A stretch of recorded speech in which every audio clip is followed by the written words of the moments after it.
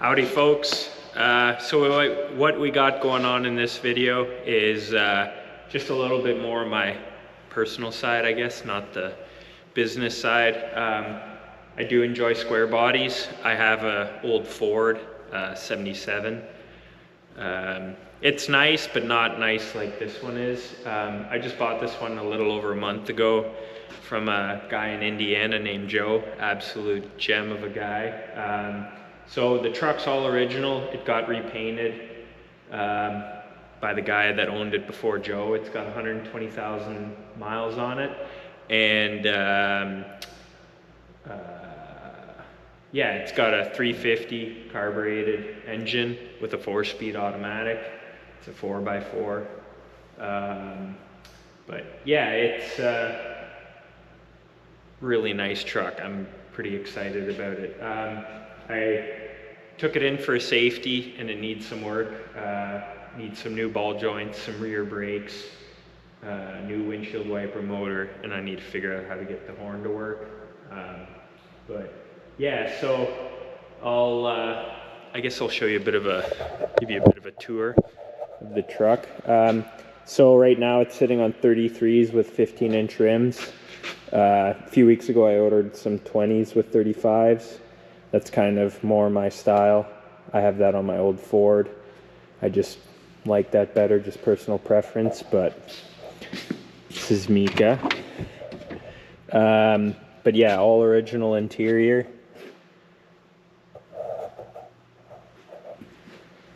Pop the hood. Dual gas tanks. The body lines are right on point. Spray and bed liner.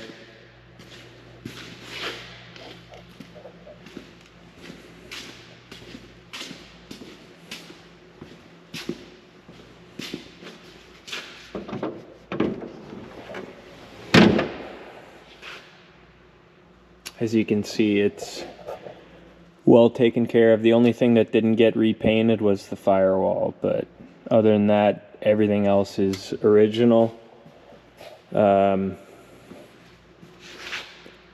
It's hard to find a nice one, so I was looking for a while, and yeah, I'm pretty pumped.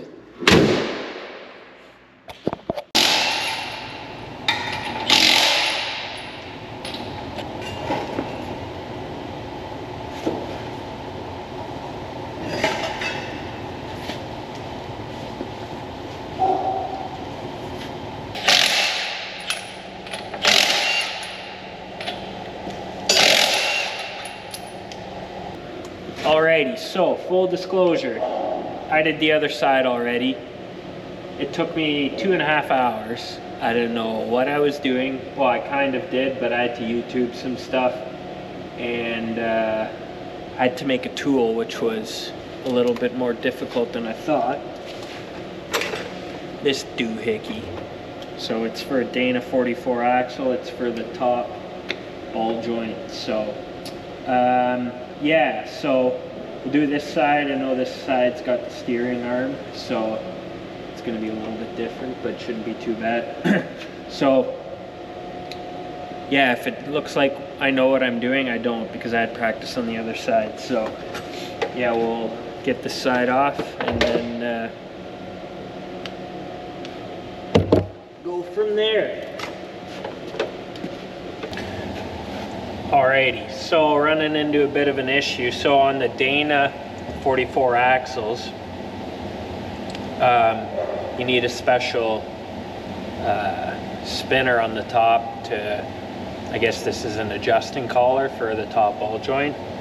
So it's Saturday afternoon, everyone's closed. I can get it from Amazon, but I'm gonna try doing it on my own, I guess. So got a 19 mil socket, which should work, but I'm gonna just try to cut grooves to make it fit. I don't care how it looks. This socket is $98 with shipping for tomorrow.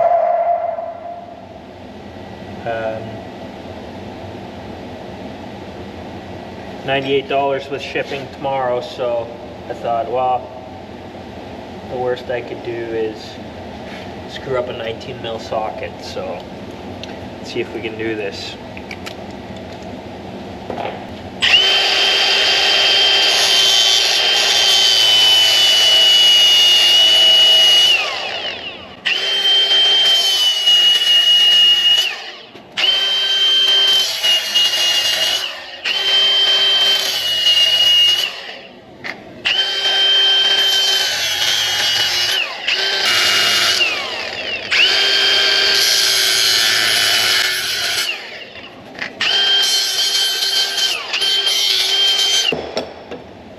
That is one messy contraption, but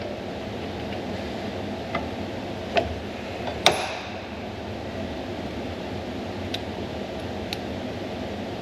think I might be able to make that work.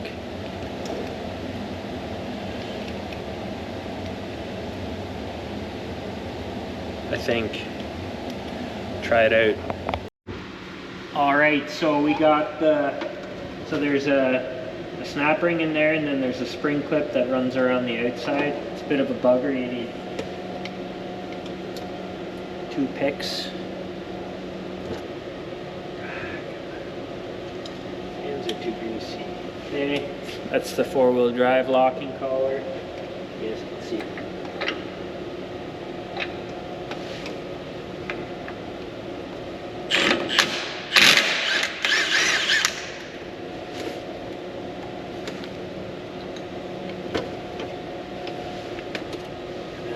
Locking collar thingy in there.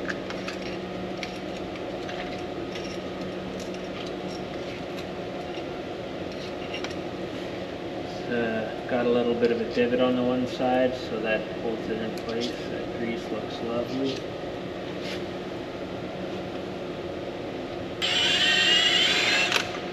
And there's another nut of the same kind, but this one's got the divot on the outside, which that locking collar goes into, and that's what prevents it from coming off like this. Now, there's a bearing in there. I shouldn't say I've only done this with my Ford.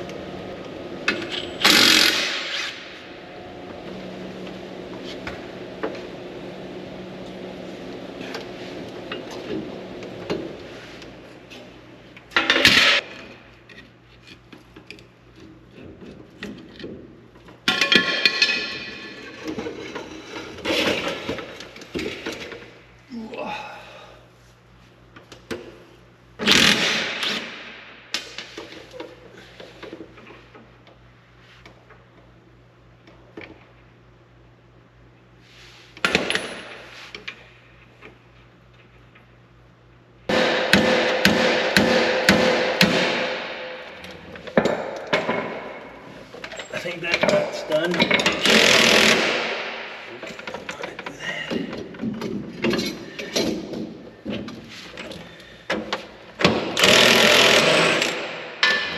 Gotta just reef it on an angle and then it'll go out. It's not the professional way, but it's the farmer way. Just give it a tappity. Holy, that was way more work than I thought again. Now over to the torch.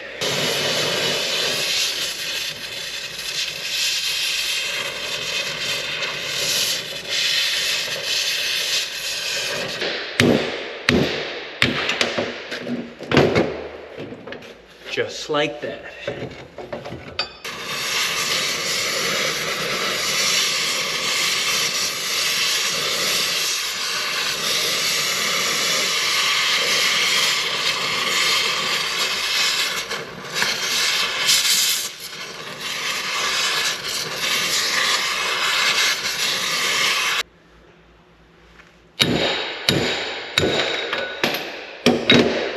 Garbage.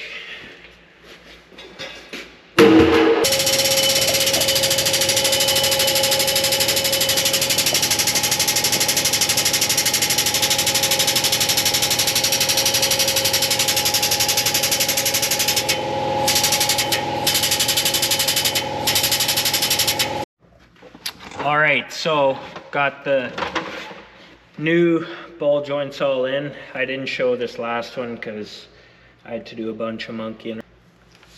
Alright, so from what I read online, the bottom's supposed to be 70 foot-pounds. I put a jack under it to keep pressure so that it will grab. So that one's 70, and then my super duper socket contraption. The guy's supposed to be 72. Oh.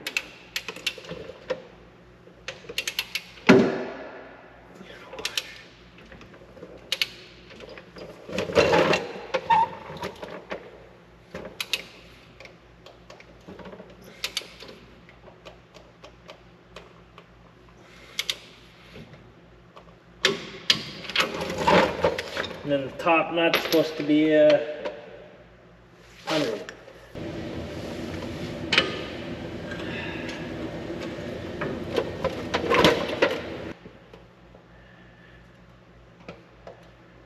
There's a lot of grease on the, or in the brake here, so.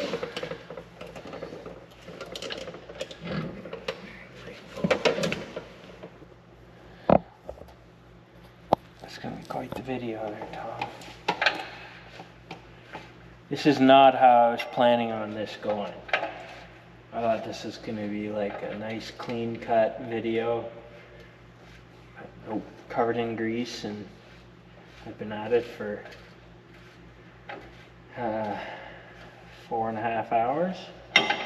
I was gonna get the brakes done and the windshield wiper motor and look at the horn, but clearly no.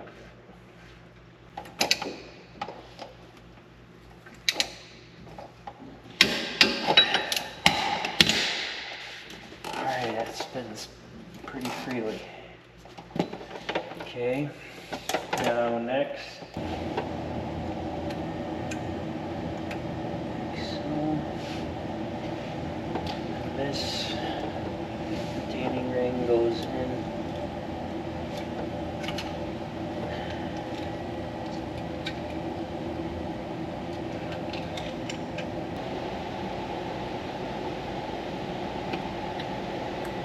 Alrighty.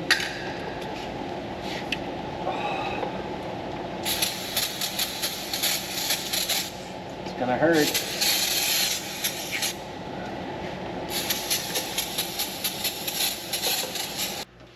That's everything.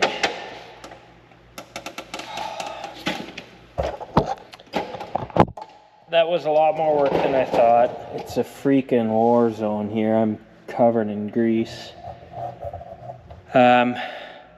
But I think that's it for today. We'll do the rear brakes and the windshield washer. Motor tomorrow. I'm pooped. So just doing some diagnosing on the horn. No idea if you guys can see that, but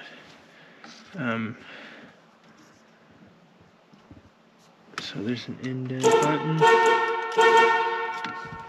So this thing was missing.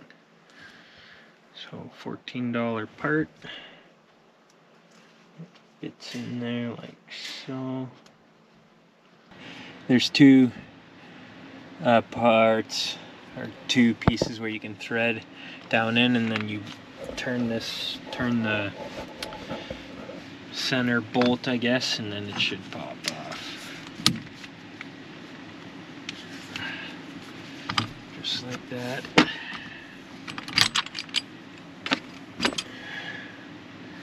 So, there's my piece right there. So this goes in like that, and then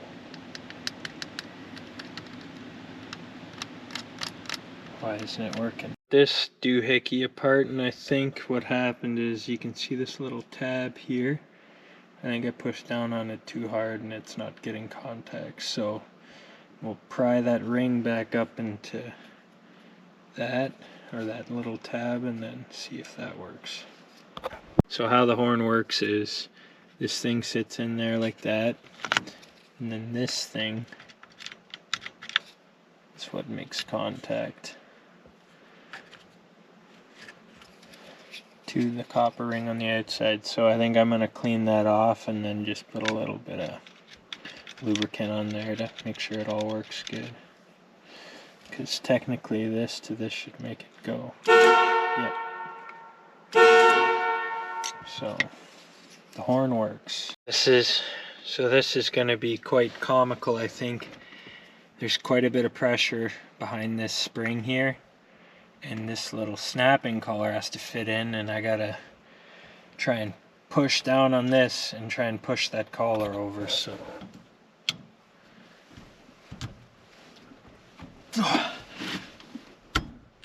oh, got it. So now that that collar's in place, I can see if this works now. It's better. Lubed it all up with some WD-40. Sweet.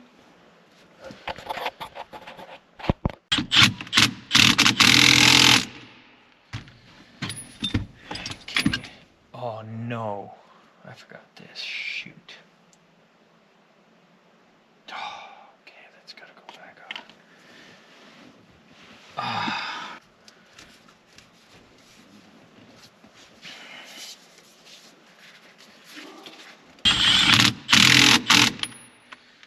Couple uggas to keep it tight. So this is what makes contact to the center when you push down.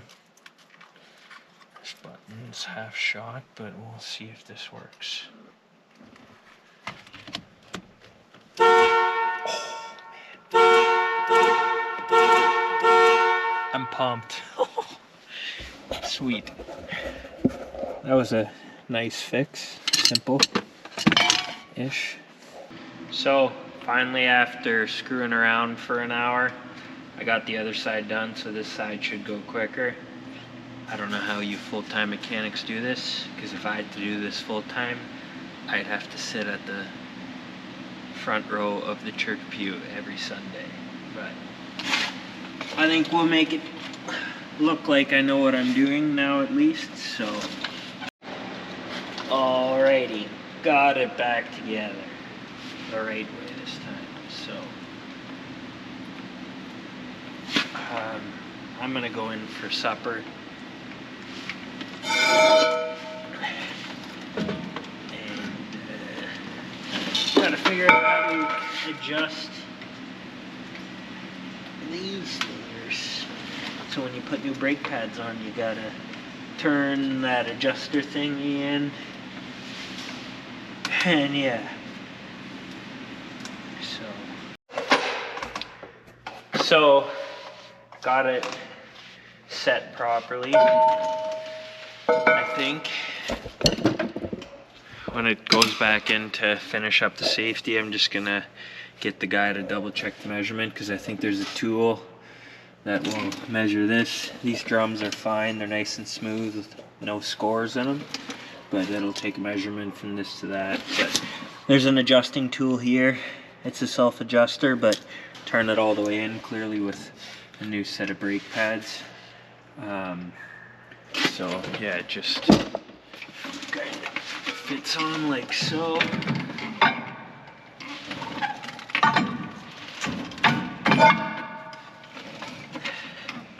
You can hear it rubbing a wee bit. I'm not 100% sure, but they have to go over the whole truck again anyways for or go over the stuff that I did to certify the safety, so I'll let the experts make sure it's all fine. But yeah, other than that, this thing can go back on.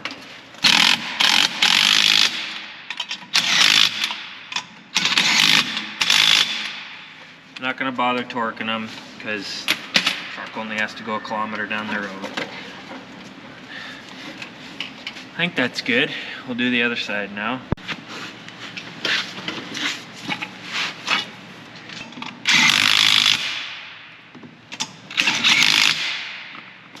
Alright, so got that all wrapped up. As you can see, it's a bit of a mess. So overall, I think it took like 8 or 9 hours. And if you're my brothers watching this, I didn't do it during the working hours. It was on the weekends and after hours. But no, got the brakes done, got the front U-joints done, got the horn working, got the windshield wiper, motor switched out, and then a U-bolt that was kind of offset had to be loosened and retorqued, so did that. So it's going back in for the inspection, and then I'll get the safety certification, and then I can go to licensing office and license the vehicle. So here in Canada, every time you buy a new vehicle, it has to get re-safetied. So considering it was only brakes and U-joints for this model year truck, I think that shows that it's in pretty good shape. So everything was fairly easy to work with, or nothing was too seized. So yeah, but no, we'll it's gonna go back in a couple days, so we'll park it in the garage, and then I guess I'll show you the Ford too.